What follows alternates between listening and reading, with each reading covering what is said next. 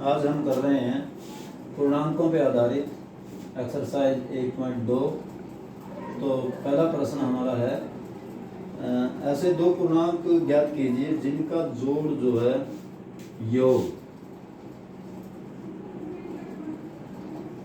वो -7 हो। तो ऐसी संख्याएं जो कौन सी हो सकती हैं?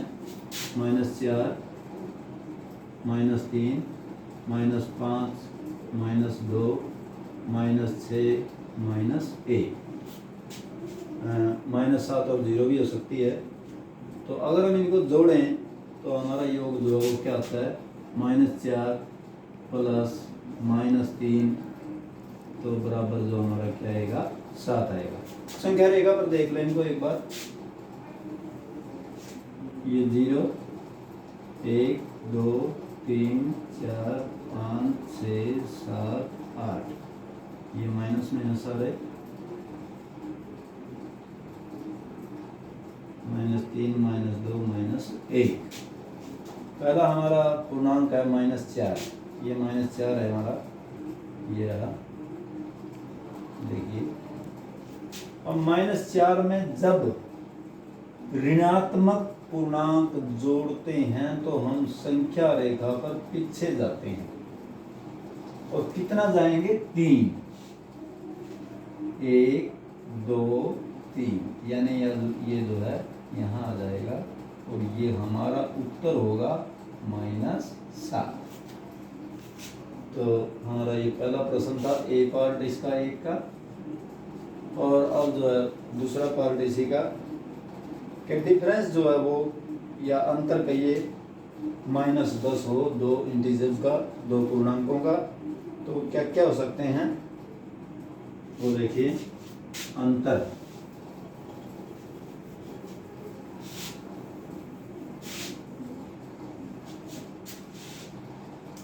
जो -10 होना चाहिए।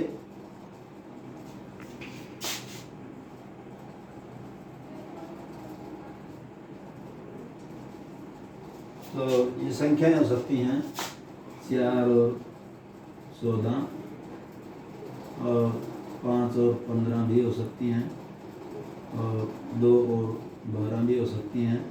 पूर्णांक हम धनात्मक ही ले रहे हैं। अगर इनका हम अंतर निकालें तो जो क्या आएगा वो -10 आएगा। 1 और 11 ले सकते हैं। उसी प्रकार है ये, जब एक में से जो है वो 11 जो है घटाएंगे तो ये संख्या रेखा पर वापिस आएंगे, 11 वापिस आएंगे 1 से। तो इसका मतलब वो 10 पे आएगा, यानी हमारा उत्तर होगा -10। तो ऐसे उदाहरण दिए जा सकते हैं। तो तीसरा जो पार्ट है हमारा सी पार्ट, ये हमारा बी पार्ट था ये बड़ा। और सी जो है जिनका जोड़ जो है 0 हो, जिनका योग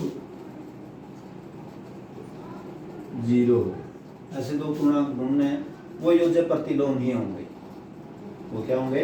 योज्य प्रतिलोम। जैसे 4 का योज्य प्रतिलोम -4, 5 का योज्य प्रतिलोम 5, -5 और -3 का योज्य प्रतिलोम 3। ये योज्य प्रतिलोम अगर हम इनको जोड़ते हैं तो हमारा उत्तर जो क्या आएगा? हमेशा 0 आएगा। नेक्स्ट प्रश्न पे चलते हैं, दूसरे पे। प्रश्न नंबर 2।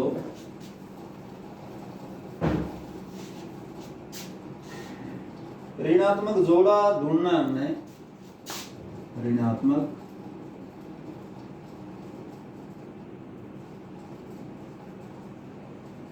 पूर्णांक यानी जिनका अंतर 8 हो। अंतर जो उनका कितना होना चाहिए? वो 8 होना चाहिए। तो हम ले सकते हैं -2 और -10, -1 और वो जो है -9। दोनों ऋणात्मक होने चाहिए पूर्णांक, ये भी और ये भी।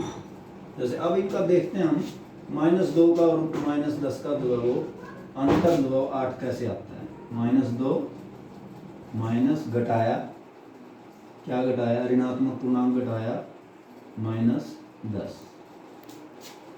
जब हम ऋणात्मक पूर्णांक को घटाते हैं तो आगे चलते हैं, तो इसका मतलब है ये नफी और नफी जो हमारा क्या हो जाता है, जमा हो जाता है 10। -2 में अगर 10 जोड़ेंगे तो हमारा जो है 10, तो अब जब विपरीत चिन्ह हमारे पास हैं तो ये देख लें अंकों का अंतर कितना है। अब अंकों का अंतर इनका जो है वो 8 है। अब वो ज़्यादा किसके हैं, जमा के हैं, तो जमा यहाँ हमें जो है चिन्ह लगाने की ज़रूरत नहीं है। तो इस तरह से जो है दो ऋणात्मक पूर्णांक हुए -2 और -10, जिनका अंतर जो है हमारा क्या आया, 8 आया। एक माइनस और एक जो है धनात्मक, यानी ऋणात्मक और धनात्मक जोड़ा जो है पूर्णांकों का ढूंढना हमें, जिनका जोड़ जो है वो -5 हो, जिनका जोड़ जो है वो माइनस पूर्णांक हो। तो एक ऋणात्मक लेना हमने और एक धनात्मक लेना, ऋणात्मक और धनात्मक दोनों लेने हैं। तो जिनका जोड़ जो है वो -5 हो, योग जिनका जो वो 5 है, -5, तो हमारे पास जो क्या हो सकते हैं, ये -10, दोनों सिंपल है। ये योग करना हमने, -10 में 5 जोड़ेंगे तो हमारा जो 5 आएगा, देख सकते हैं। -10 में अगर 5 जोड़ें तो 5 जो है वो जमा के हैं हमारे पास, और 10 जो है वो माइनस के हैं। जमा और नफी दोनों अलग अलग हैं पूर्णांक।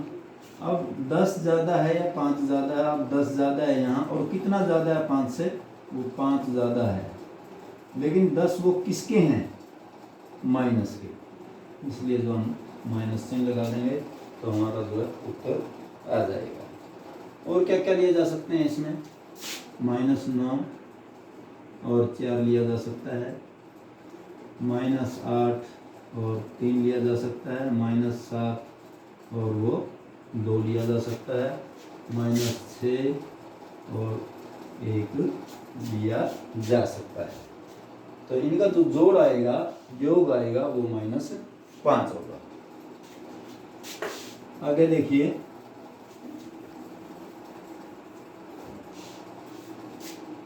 एक ऋणात्मक और एक धनात्मक का अंतर, धनात्मक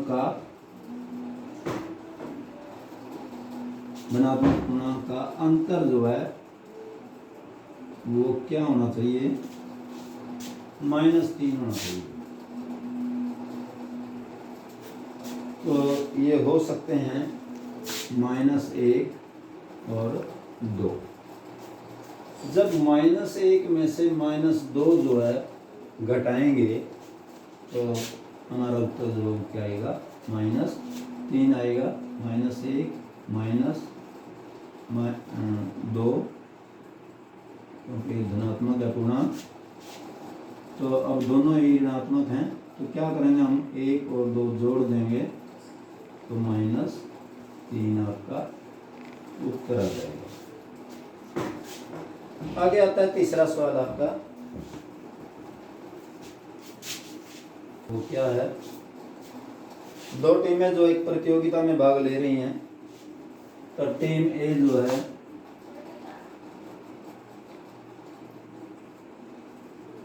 वो स्कोर बनाती है -40, 10 और 0।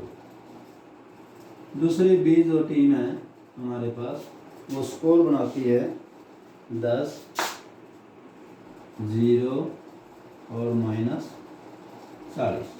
अब हमें ये देखना है क्या ये दोनों टीमें जो स्कोर समान बना रही हैं, संख्याएं समान हैं, यहाँ -40 है, यहाँ भी है, यहाँ 10 है, यहाँ भी 10 है, यहाँ 0 है और यहाँ भी 0 है। इसका अर्थ ये है कि स्कोर इनका बराबर है। अगर हम -40 में 10 जोड़ें और जमा 0 करें तो ये आएगा हमारे पास, 10 जमा के हैं यहाँ हमारे पास, और ये 40 जो हैं माइनस के हैं। तो अब 40 और 10 का अंतर देखेंगे, क्योंकि विपरीत चिन्ह दोनों के, तो अंतर आता है इनका 30। लेकिन अब ये 30 जमा के आएंगे या नफी के आएंगे या माइनस के, मतलब तो वो किसके आने चाहिए, क्योंकि 40 चूंकि ज्यादा हैं और ज्यादा जो है वो किसके हैं, माइनस के हैं, इसलिए चिन्ह जो हमारा क्या आएगा, माइनस में आएगा, यानी -30 आएगा। तो दोनों का ही 30 -30 आएगा, इसका भी -30 आएगा, चाहे हम आगे जोड़ दें पीछे जोड़ दें, तो इनको हम जो आगे पीछे जोड़ सकते हैं। अगला प्रश्न जो है चौथा लास्ट प्रश्न आपका, filling the blanks to make the following sentences true। -5 में -8 जोड़ दिया है, और ये जो है इसने दिया हुआ है -8 प्लस, हम यहाँ क्या लिखें कि ये बराबर हों, ये ट्रू हो जाए, सत्य हो जाए। तो यहाँ हमारे पास -8 तो है ही है, यहाँ क्या नहीं है, -5 नहीं है, तो यहाँ जो है माइनस हम जो है क्या लिखेंगे, 5 लिखेंगे। ये कौन सी प्रॉपर्टी है, कॉम्यूटेटिव प्रॉपर्टी, या इसको जो है कर्म विनिमय गुणधर्म भी कहा जाता है। अगला दूसरा पार्ट इसका -53 प्लस, और ये आगे लिखता है -53। अब किसी अंक में क्या जोड़ें कि वही अंक आ जाए या राशि आ जाए या पूर्णांक आ जाए, तो जाहिर है हम जो 0 जोड़ते हैं, तो एडिटिव प्रॉपर्टी कहलाती है। ये क्या कहलाती है, एडिटिव प्रॉपर्टी। 17 में आगे ये पहला पार्ट था हमारा, ये दूसरा है और ये तीसरा है। 17 में क्या जोड़ें कि वो जो है वो 0 आ जाए। इसमें जो है योज्य प्रतिलोमों का ही जोड़ जो है वो क्या होता है, 0 होता है, यानी जो -17 ही जोड़ेंगे, या इनको योज्य प्रतिलोम कहिए, या इसको जो है 0 तत्समक भी कहा जाता है। चौथा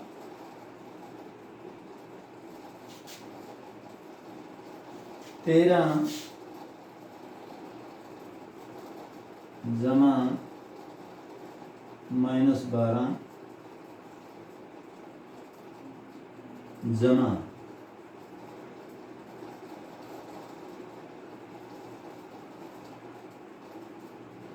इसने खाली स्थान दिया हुआ है, और ये बराबर लिखा हुआ है 13 जमा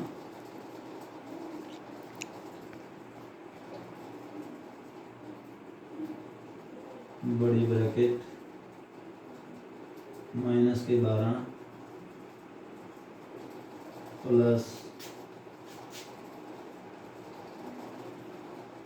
-7। अब यहाँ तीनों पूर्णांक हमारे पास दिए हुए हैं, बराबर भी दिया हुआ है बीच में। इसका मतलब ये है कि जो इनका स्थान चेंज कर दिया गया है, यानी ये एसोसिएट प्रॉपर्टी कहलाती है, या सहचर्य नियम जो जिसे हम जो है हिंदी में बोलते हैं। तो यहाँ हमारे पास जो क्या आना चाहिए, 13 यहाँ है, -12 यहाँ है, -12 और 13 ये हैं, क्या अंक नहीं है यहाँ, -7। तो हमारा उत्तर जो आएगा वो -7 आएगा।